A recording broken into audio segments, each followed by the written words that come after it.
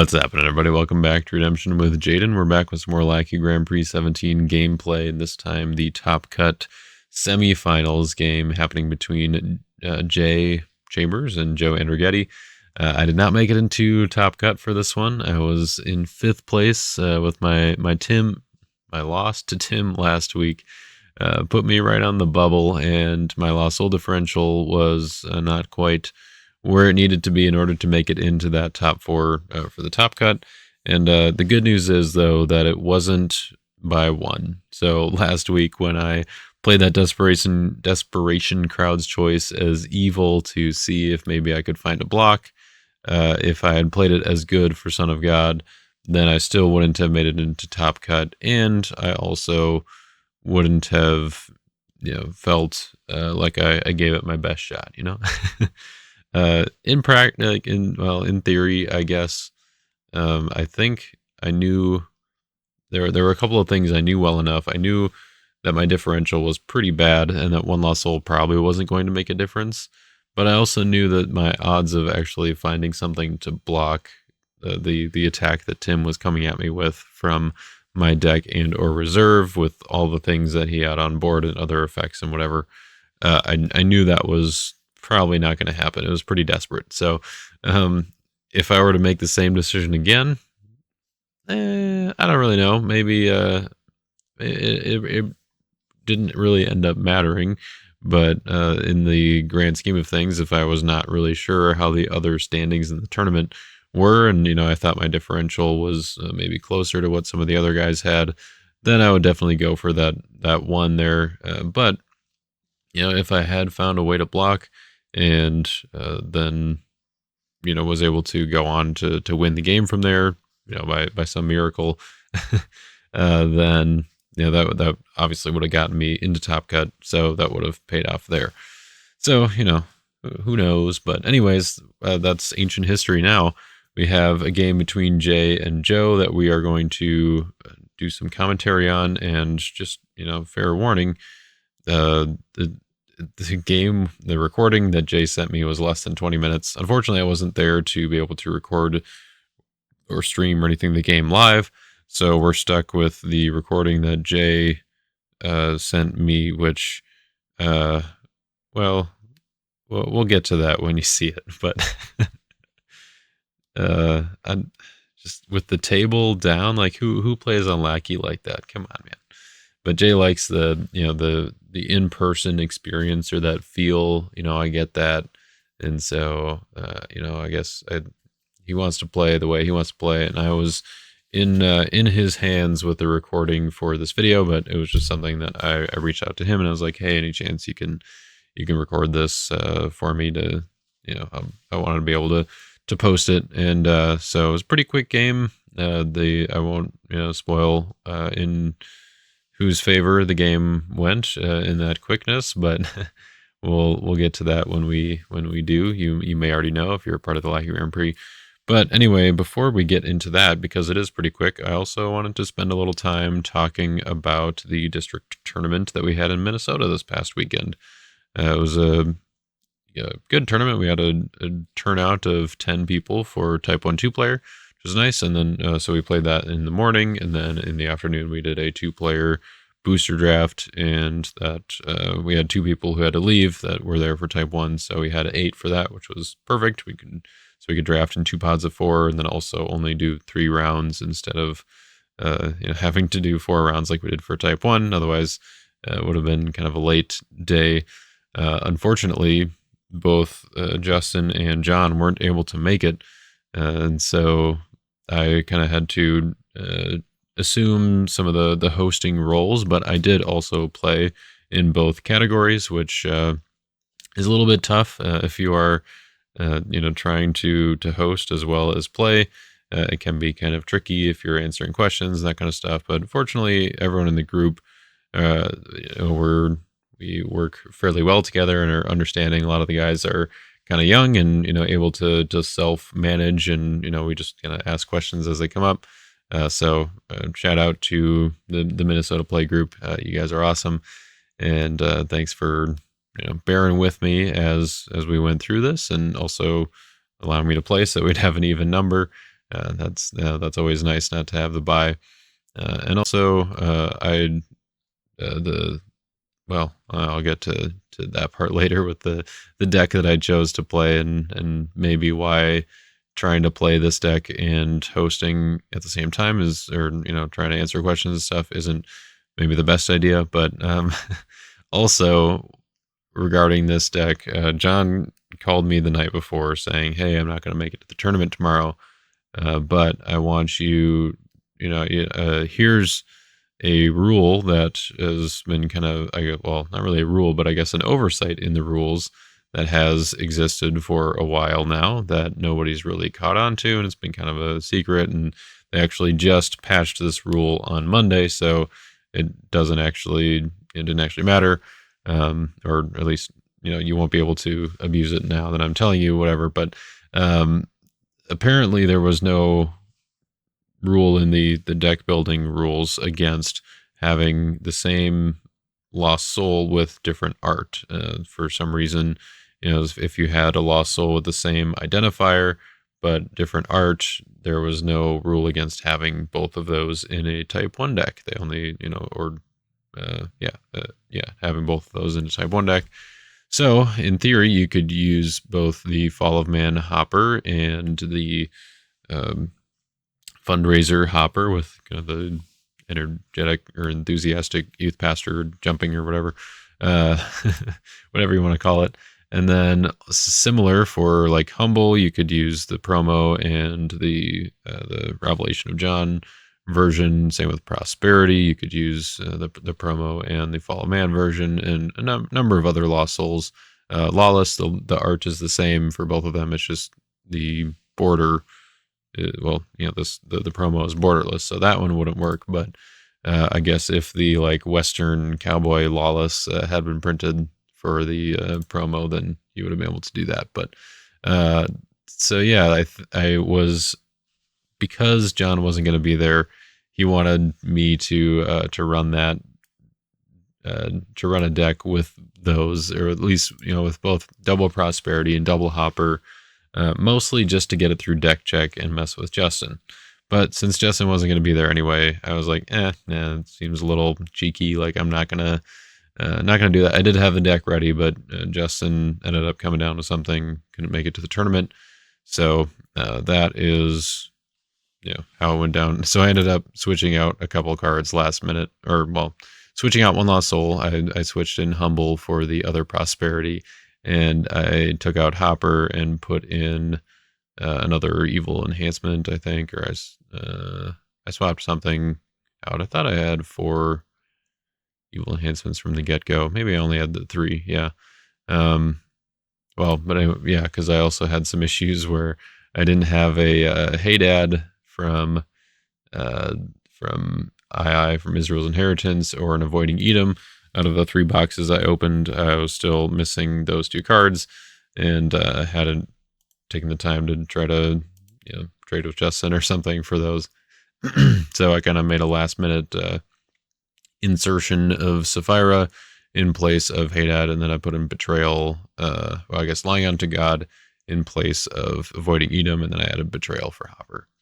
So anyways, I guess I'll just continue by going over the deck, and then I'll talk about how it actually went in the tournament. So this is the offense, fairly almost exactly, I guess, based on Tyler's kind of Warriors offense that he put together, where it's kind of the combination of David's Mighty Men with some Joshua stuff, where it's really not, it's hard to call it David's Mighty Men. It's kind of just Abishai and ways to get Abishai, and then like utilize the weapons, and then kind of some typical Jehu, David, Jehoshaphat stuff. Like they are kind of the 3 that have always been together in these kind of not necessarily throne, but I mean kind of throne like builds under the new under rotation, kind of rotation throne, I guess. And also a little bit of hand control kind of stuff. These 3 have been in some posty builds that I've done, and you see them a lot, or you see them together a lot, and they definitely fit well within this context, because Jehoshaphat is one of the more broad banding ability characters, and is a great connection between some of the purple warrior stuff that we have now with David's Mighty Men, and pretty much warriors from any other genre or theme, I guess. So including Joshua here. So that's where the idea kind of came from with Tyler. Is you have plenty of ways to get out Abishai early, get some weapons going, and then you can chain out into Jehu for some hand control, into Jehoshaphat and Joshua and Captain for some speed, and the weapons just have some very solid and kind of attrition-like effects where you're just wearing down your opponent's defense, and you've got a few ways to make the battles difficult for your opponent. So, namely, like Glory of the Lord and Buckler are both going to be fairly strong for this style of offense, but just the offense in general is strong. It's like hard to deal with, and so there's enough like protection and ways to take out the enhancements that your opponent is actually, or that are actually going to be effective against a large band, to where it kind of just you just kind of push everything in and hope for the best. There are definitely some attacks that I felt a little vulnerable, I guess, to like, man, if my opponent has scattered or scattered sheep right now, they're just going to blow me out. But fortunately, I think there's enough control in this offense to be able to judge, like, okay, when do I want to do a big band versus when do I want to just go in with Joshua and get some value, grab something from reserve, and have that option available after doing a Jehu sort of thing. And then also a big part of it, I think, is Zacchaeus, where you can do Abishai band to David and Jehu both equipped, and then David can go to Jehoshaphat and into all the Joshua stuff, and then Jehu can just exchange for Zacchaeus, choose the blocker, and get some value there. But then also, Jehu's sword and Jehu's ability itself can help clear out the territory, so that maybe you don't choose the blocker with Zacchaeus, maybe you just reserve one of their other evil characters. So that seems to be kind of the premise of the offense. I took pretty much everything that Tyler was running in that kind of first version that he posted, and I adapted it a little bit to my liking.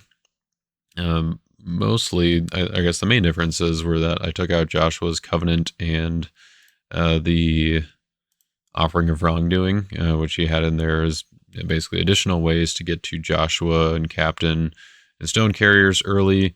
I kind of felt like I didn't really want those as artifact slots. Like, I don't know, I think they're okay and they have their place, but offering of wrongdoing in particular just feels kind of weak later in the game, and so it didn't really seem like a good fit in my opinion. So I opted for Angel of the Winds in place of one of those, and then I think, well, I guess Zion kind of just took the place of the other, to where I still wanted the consistency that they offered, but I didn't really want the artifact slot and the potential for just not really being effective later on in the game. Of course, Angel of the Winds kind of has that same hole or flaw, I guess, where it's not really going to do much in the late game, but it was still something that I felt like it was a little bit more flexible, where, if I already have Joshua, Captain, and Stone Carriers, Angel of the Winds can still go and get, David or Jehoshaphat or something like that, Captive Princes, which was an addition because I was adding Zion. I wanted to have at least one more royalty hero, and that was actually a pretty good addition. Or like I really that I felt pretty good about that throughout the entire tournament. I use it in just about every game, and getting the hand information is just so key, to the point where I just completely whiffed on the fact that the 20 shekels absolutely belongs in this deck. It belongs in just about any deck, but in this deck in particular, like I've got David's Harp that can be activated on David, and other than that, like Covenant with David and I Am Refuge don't really. No, Covenant with David isn't going to be active as an artifact hardly ever. because I usually get my kings up fairly quickly. Like the only time it will be is pretty much on turn 1. I'm Refuge, could be used as an artifact, but it's not going to stay active much. So I did include the cross as kind of my like permanent artifact. It's always good to have an artifact that you don't mind leaving active the entire game, or for long periods of time, multiple turns, because you might not always have a use for kind of the more specific artifacts. So I figured between the cross and You Will Remain should be in good shape with making use of my artifact slot every turn. But 20 shekels would almost certainly be a better use in many cases. And I think that maybe the cross could fit here as well still, if I switch to Thieves as a defense instead of this Edomite defense that I put together to go with this. And I've had like Golgotha in here, then the cross could still have a spot to be active, and 20 shekels could still be effective there. So anyway, that I think was one thing that this offense really needed. It didn't necessarily like miss it too much, but it was just like I would feel so much more confident. I wouldn't feel so vulnerable with this big batting chain if I had 20 shekels to know what they were going to, what options they had available to block. This is a fairly technical offense. Tyler kind of talked about that in his video, of where getting the ordering down and everything is kind of tricky, as far as what weapon to grab with Abishai, what heroes to ban to, and then just the sequencing, keeping track of the weapon activations, the King Jehu triggers, and when everything takes place is a little bit tricky. And so this was not a deck that I think I would run again if I knew I was going to be hosting the tournament, or kind of the one of the main people answering questions and that kind of stuff. So that was a little bit of a challenge, I guess, especially playing this deck for the first time, or this offense for the first time. I was like, yeah, this definitely, it was kind of hard to keep a good grasp of things when you're just kind of being distracted here and there, and that did end up being a little bit of a I mean, I don't want to make that the excuse, but it did come back to bite me, I think, in the third round, which kind of was the one that came down to it, where I was actually playing against Maxwell, one of the guys in my group, and he Maxwell Hopebringer on the Discord, and he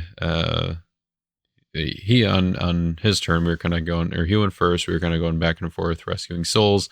He was going for the third one, and he misplayed, not playing Promised Land down before he came into battle, and I ended up being able to use my Scattered against his block. If he had taken that, he probably would have gotten that rescue, and then he had a bunch of cards he was able to draw into his big two.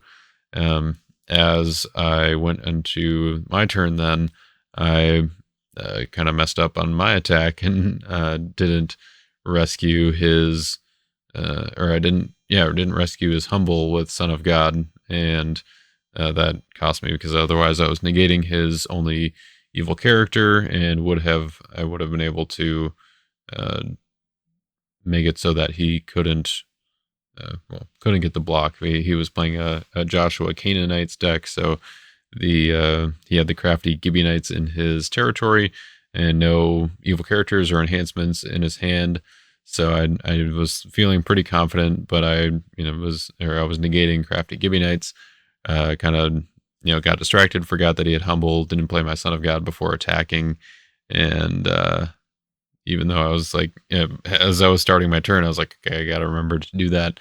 He also did have a Relatives in his Land of Bondage and a Woman of Thebes in my territory, so I also would have had to remember to like Abandoned Stone Carriers or something to negate Relatives, but he forgot to trigger Relatives anyway. But he did get crafty Gibeonites to be able to go to reserve, because he had Humble and it was active, so it was CBP. he'd go to reserve, got his Lot's wife to ban to his own Woman of Thebes that was in my territory, and give Woman of Thebes to me again, and get the protection once again there. Which, okay, now I'm kind of wondering, is in order to give, do you have to have permanent control? Oh, I don't know. Anyway, it doesn't really matter. I mean, I guess it kind of matters if you're, playing Woman of Thebes, if you ban to one that your opponent controls. I think it's fine. But anyway, you can let me know in the comments, or maybe I'll ask later. But I, yeah, he was able to get that block against me, and I'd only gotten Son of God, not my Second Coming. He ended up winning the game 4-3, and Second Coming was my very bottom card. I had 3 cards left in my deck, so I was like, oh no.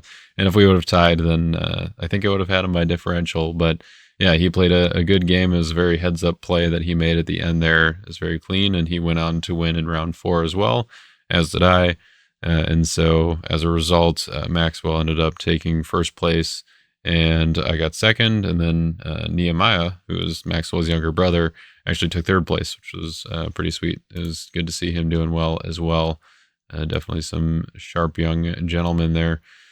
So excited to see where they can go. But anyways, about the defense, I mentioned I didn't have a Hadad or avoiding Edom, and so they didn't make it into the deck, and I put in Sapphira instead, which, is a little bit risky when you got a banished Lost Soul that wants Edomite unity here. But basically the theme of the defense that I was going for was utilizing Terrified Chiefs and Hadad's ability to negate other cards in battle, and then just using Lying on to God, Hypocrisy, and Dissension in Antioch, and ideally avoiding Edom to have all these different CBP options while blocking, and then hopefully negating my opponent's stuff and tossing anything that they have that's CBN with the cross. So that was kind of what I was going for. It was actually kind of funny because Joe, or Joemama on the Discord, he ended up playing a fairly similar defense, except he had all 3 of the negate other cards, evil characters, so Terrified Chiefs, Sapphira, and Hadad. Somehow I managed to get through all 3 of them throughout the game that he and I played, and it was, definitely in part to some of the dominance. I think probably Great Plunder in there at some point, but it was that was one thing that I was noticing with this offense, is that it is kind of frustrating to go through the entire banding chain, trigger all the weapons, all the heroes, all the discards and exchanges and everything, and then your opponent blocks the Terrified Chiefs and undoes everything, kicks out all of your heroes, and it's just like, oh, now what do I do? Fortunately, the one that he blocked with Terrified Chiefs, he didn't have a way to actually win the battle, but he did block with Terrified Chiefs just to undo all my value. And so that was kind of a fun game. He was playing a Prophet's offense, and he played an early Mayhem on turn 1 to kind of roll the dice on, whether slowing me down a little bit, because I was able to go first. And he definitely did slow me down, but I still attacked, and I actually attacked with a Jehoshaphat the Meek. That was really my best attack, but I wanted to put something out there, and fortunately he didn't draw into an evil character off the Mayhem redraw, so I was able to get a freebie there.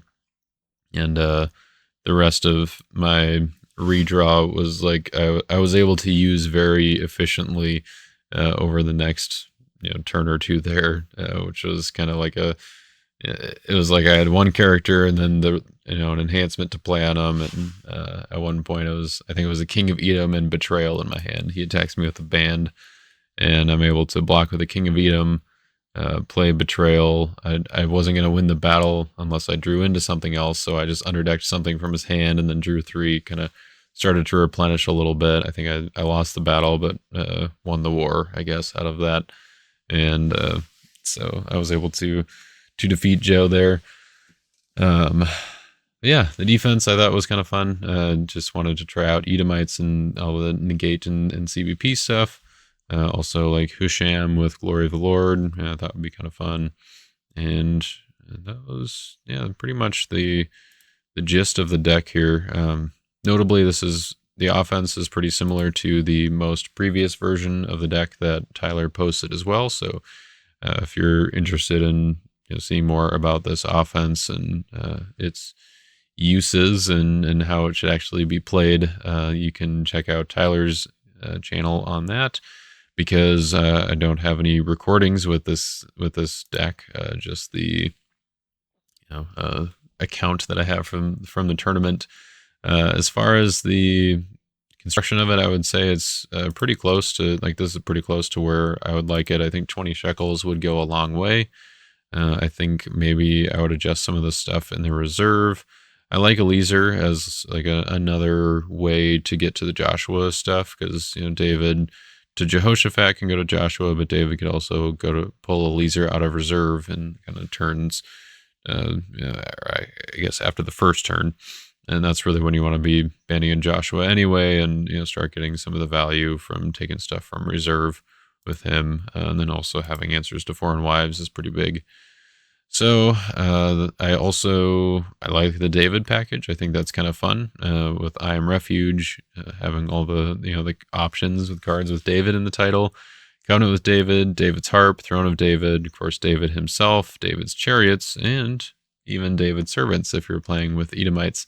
So that's kind of fun. If you're playing with Moabites, you could also run the Moabite version of David's Servants.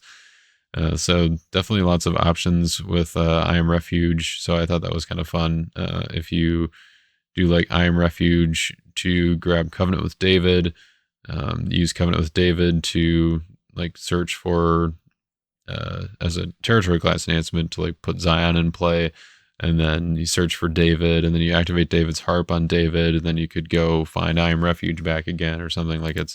It's just kind of fun how the chains work out in this deck. But again, it's kind of complicated to play.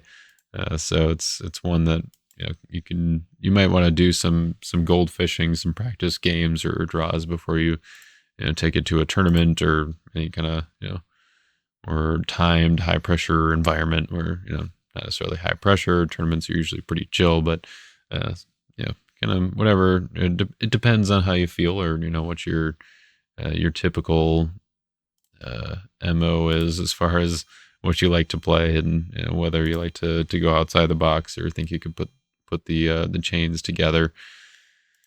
All right, so that's this deck that you won't be able, or that won't be in the game that you're about to see between Joe and Jay.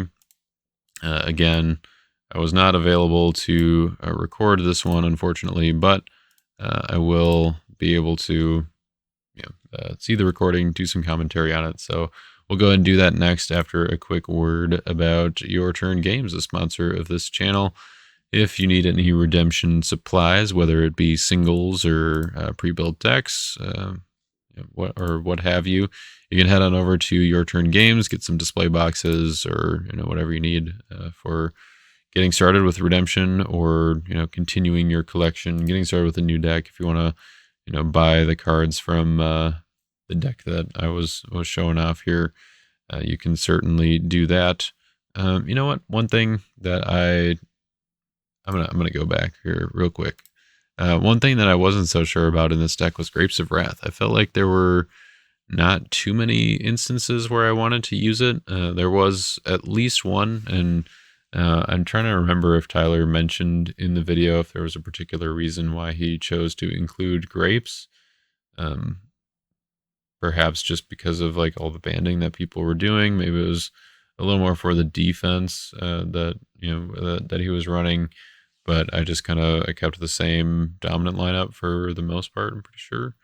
And yeah, I think maybe grapes could be something else. It could be a different battle dominant, or I don't know. I think it just felt like there weren't too many situations where I really wanted it or where it made sense. And I think it could just be a gameplay thing, or maybe even a gameplay preference of mine.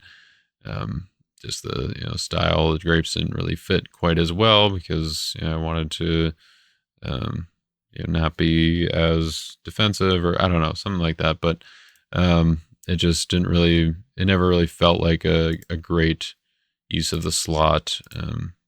So I think that this deck wants to be aggressive, and Grapes doesn't necessarily help with that. I mean, like, it might have been better off with just Angel of the Lord or something like that.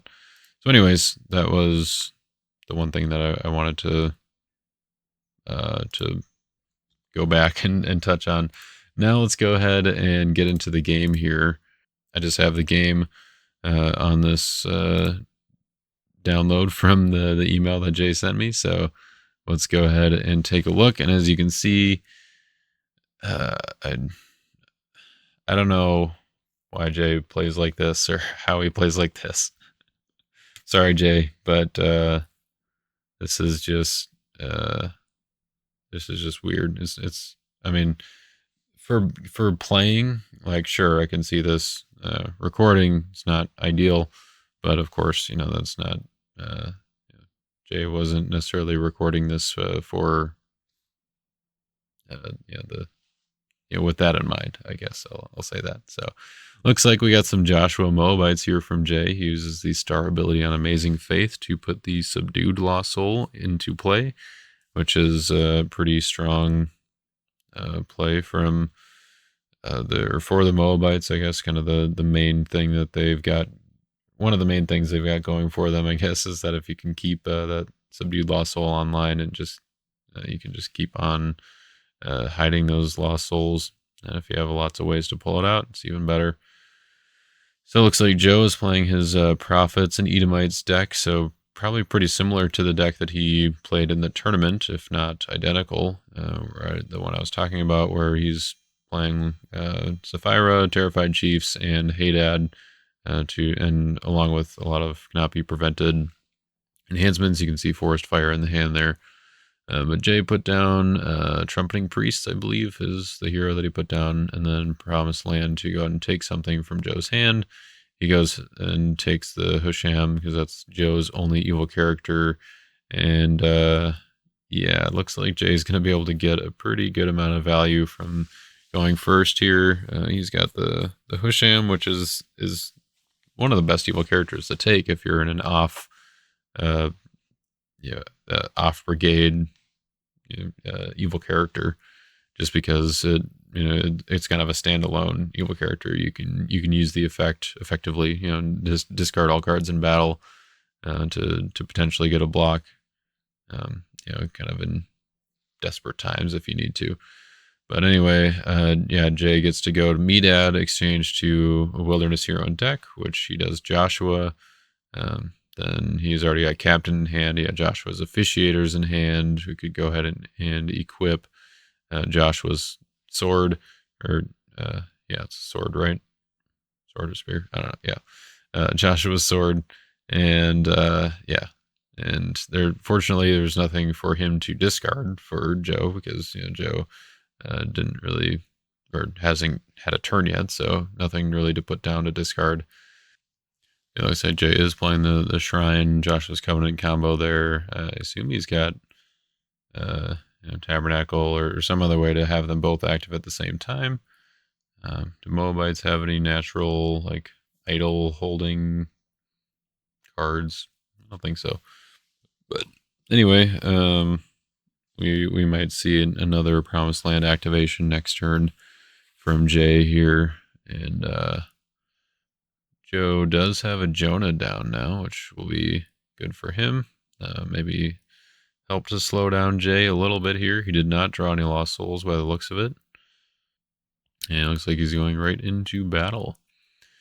Samuel, Born of Prayer, so he's the one that lets Joe look at the top three. You can underdeck any number of them, and then ban to a Prophet, and cannot be negated. So not drawing Lost Souls and then being able to attack with Samuel is kind of nice, because then he can maybe see some Lost Souls on top and underdeck some of them.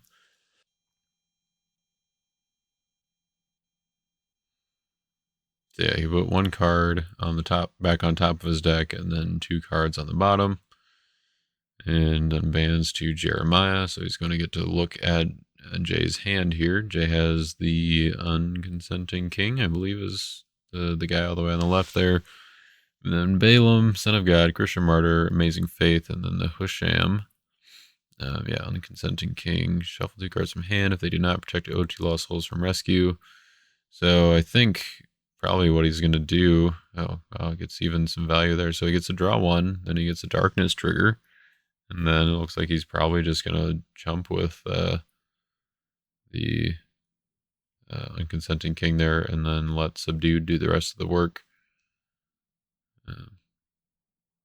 So basically, if Joe shuffles 2 good cards from hand, then Jay will just still be able to just let unconsenting king die and get the subdued trigger. And if he doesn't shuffle from hand, then he just protects the lost souls from rescue, and Jay gets to block that way. So it's kind of a catch-22 for Joe here, but he opts to shuffle 2 cards from hand. Notably, you do have to show the 2 cards because it says 2 good cards. So he shuffled Delivered and the Second Coming. So it's a pretty good effect. And then also Joe got a trigger off of Jonah with Darkness there. So he got to shuffle Captain back into Jay's deck. Pretty good plan there because try to slow Jay down as much as he can. He's already playing behind the 8 ball a little bit here. But yeah, the subdued trigger there is going to be enough to stop Joe. He didn't have an answer for that to protect the lost souls. And when the Moabite was defeated, the lost souls ran away, got shuffled away. It looks like Joe has a Golgotha, so hopefully that'll help him get some defense out. I think he's got maybe some Thieves Splash in there.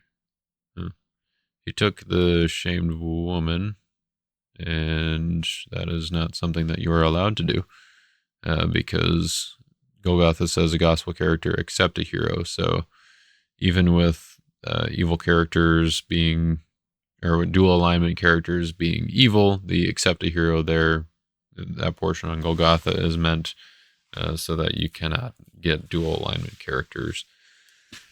But it looks like they both missed it, so that is on them, unless that's what they're talking about right now. But yeah, Jay found the Denarius, he found Book of the Covenant. So yeah, it looks like this is going to be a pretty good turn from Jay here. He drops the Christian Martyr on,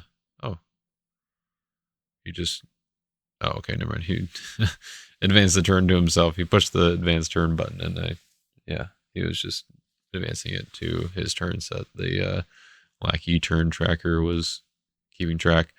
Anyway, he plays the Christian Martyr on Jonah so that he doesn't have to doesn't have to worry about getting stuff shuffled. So he is going to use Book of the Covenant and go to his deck because he has Trumpeting Priest. He has a Tabernacle Priest, and then he can just get the new Covenant and then Teaching in Parables. And then he can also use Josiah's Covenant to exchange a card from hand with a Joshua card from deck, so he can just go and grab Captain back right away. Yep.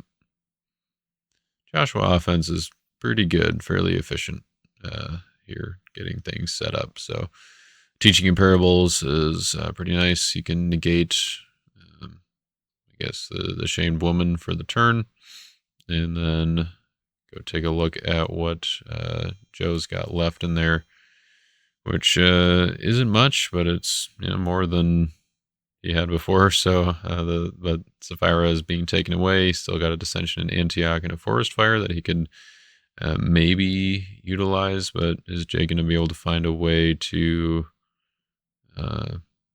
deal with his Shamed Woman before attacking? He doesn't. I mean, notably, Joe doesn't have a Lost Soul out right now, so got to see if Jay can find a way to generate one here. Maybe he'll draw one on his attack with Captain. But Captain's coming in, negating the Shamed Woman, drawing 3. Looks like no Lost Souls or like a Hopper or anything there. So he does bring in Joshua and gets to grab something from reserve.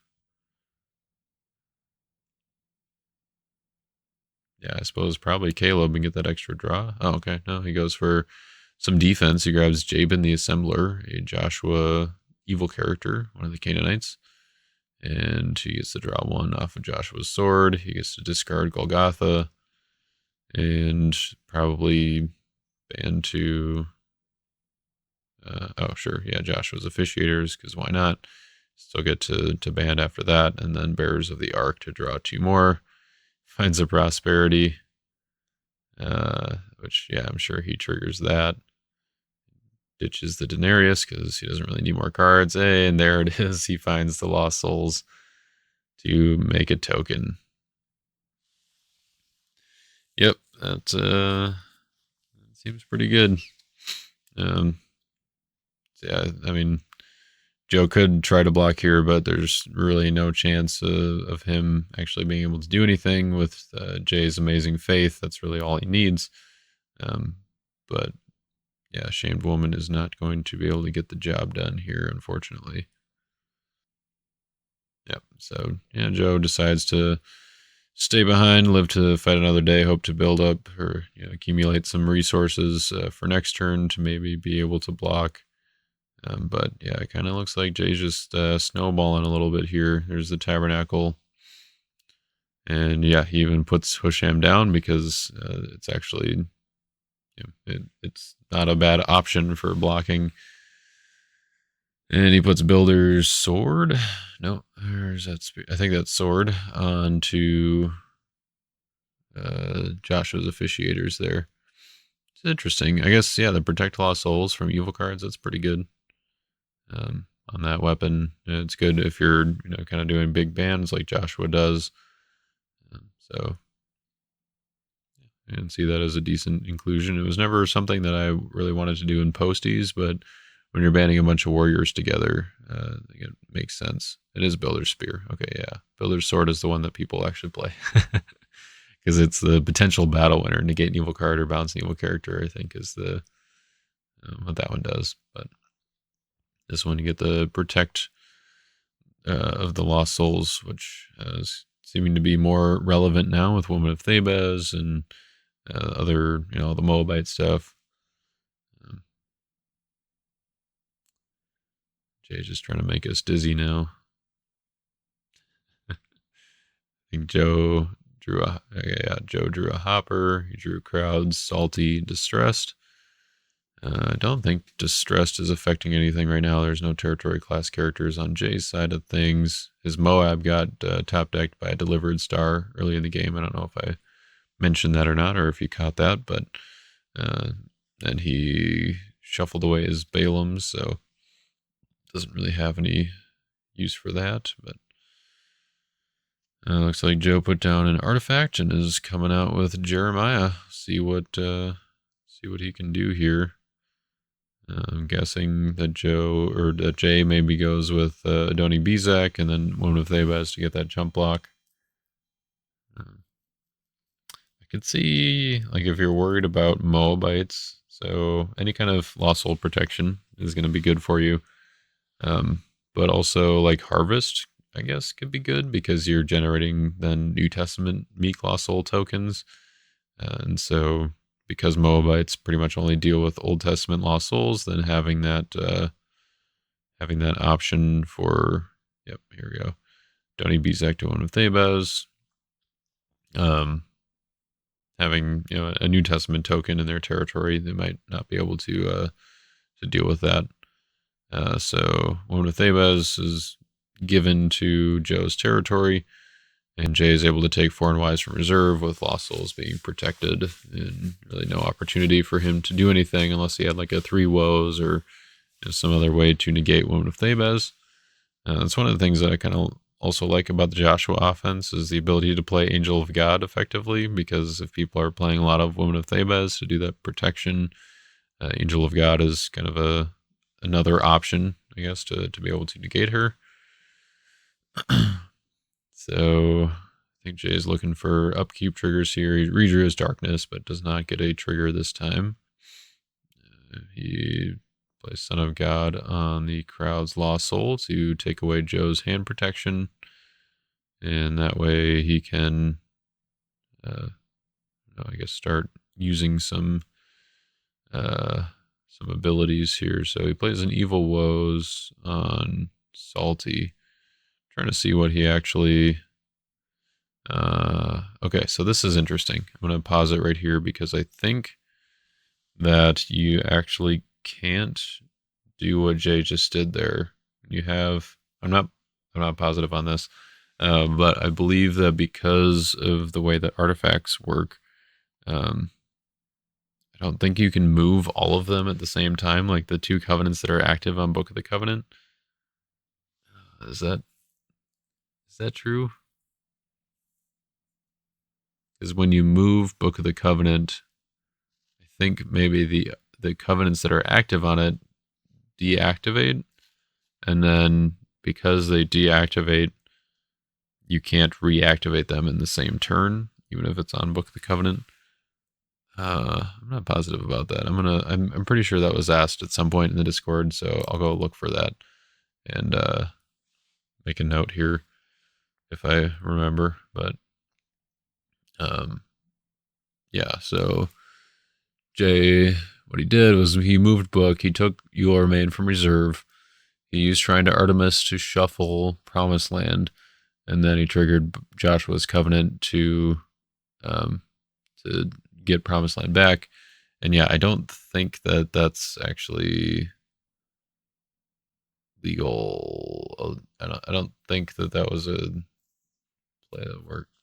But I'm gonna stop talking about it now because I already made a note about it, and you already know, assuming that I remember to do that. So he takes the Hypocrisy, and yeah, you can see Dissension Antioch, avoiding Edom, so very similar to the defense that I had shown there, all the CVP stuff, but basically Jay just has to deal with the Shamed Woman and then doesn't really have to worry about it, and yeah, he's going to be able to do that now by, oh, I guess he doesn't have a white hero to play Lost Child Found on. Unfortunate, I guess. Otherwise, he would have been able to reuse Promised Land again. He puts You Will Remain down. I think he's just emptying his hand a little bit before going into battle to make sure that he can get full value. Putting down Foreign Wife seems a little bit risky because, you know, then Joe might find a way to be able to ban to like a Canaanite or something. I don't know. I can't remember exactly what Adoni Bezek says. But, you know. So it goes out with Captain, does some drawing, gets some Lost Souls back out, bans to Joshua. Joshua doesn't go to reserve, but he does draw 1 with Joshua's sword. Bans to Joshua's Officiators with the Builder's Spear. Gets the protection there, and the Officiators ban to Stone Carriers, who negate a neutral card, which is probably Distressed, I guess. Interesting that Jay is playing Faith of Joshua. Like I can sort of see it with both of the clay gold tabernacle priests, and yeah, it's not bad. It just seems like there are so many ways that you could play to that would kind of fill, or so many cards you could play that would kind of fill that same gap, I guess, or like the same slot. And looks like Jay put the Hopper in his discard pile instead of his Land of Redemption. Now he figured it out. Yep. So then he's with Second Coming and Son of God. He is able to get to number 5 there. So a very clean and straight up 5-0 victory from Jay here over Joe. And it was very evident, I guess, seeing the power of hand control and manipulation, where the Joshua offense is just, it's strong, able to get set up very quickly. I think this kind of shows in part why I like Promised Land quite a bit. I think that's one of the ultra rares, or well, it's the ultra rare that I think I like the most out of the set. Captain of the Host is also good with the Joshua offense, but it's just not as exciting because the POC captain already existed, so it's not really a new card. Abishai is okay. Banning to 2 warriors is kind of fun, as that's what I was doing in the deck that I was showing you earlier, and the deck that Tyler, or the offense that Tyler's kind of been pioneering, I guess. But Promised Land is definitely right up my alley, and I do like the Joshua offense, kind of the way it's looking, shaping up, and seeing different players kind of interpretations or versions of it. The Shrine to Artemis thing is kind of fun, but is it really worth it? Here, Jay did get a use out of it. I don't know if that was necessarily legit, if that should have worked that way. But yeah, I think that's a fun way, or like a fun way to play the deck at the very least, and to really just lean into that Promised Land and keep getting uses out of it. So I think that's pretty fun. I do still like Joe's defense, and I mean his offense is fine too. I haven't played around with Prophets from the new set quite as much.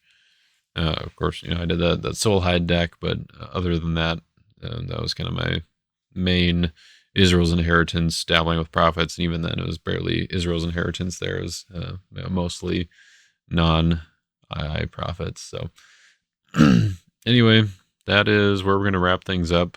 So that was the Lackey Grand Prix 17 semifinals. I believe the finals, which is going to be Jay against Josh Potratz, or Kevin the Dude on Discord, they are going to be playing in person at the Thomas J. Chambers Memorial Tournament. So I don't know if there will be a recording of that.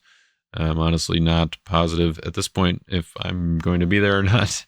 But I would like to be, but it's just kind of, it depends on how work goes the rest of the week, and if I can figure out a way to get there is kind of the main thing at this point. So that is